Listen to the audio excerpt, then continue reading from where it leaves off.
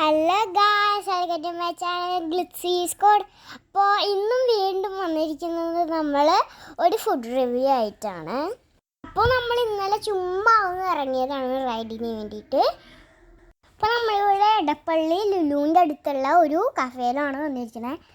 Green lemon കഫേയിലാണ് വന്നിരിക്കുന്നത്. അപ്പോൾ ഇവിടെ എന്ന് പറയുമ്പോഴത്തേക്കും ഒരു എന്തെടുത്താലും 49 റുപ്പീസേ ഉള്ളൂ, എന്തെടുത്താലും കേട്ടോ. അപ്പോൾ നമ്മൾ ഓർഡർ ചെയ്തത് 3 സാധനങ്ങളാണ്.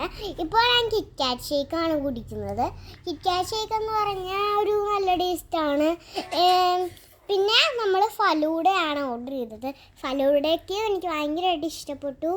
ആ നട്ട്സും എല്ലാം കൂടെ ആയപ്പോഴത്തേക്കും ഭയങ്കര ടേസ്റ്റ് ആയിരുന്നു.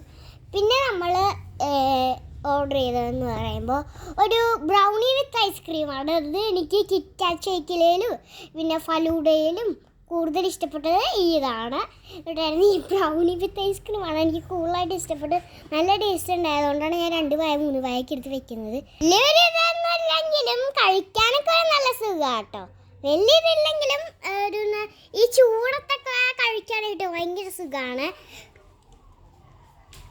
എന്തെടുത്താലും പിന്നെ 49 റുപ്പീസേ ഉള്ളൂ. അതാണ് ഇവിടുത്തെ മെയിൻ കാര്യം. എന്തായാലും നിങ്ങളിതൊന്ന് ട്രൈ ചെയ്ത് നോക്കാം.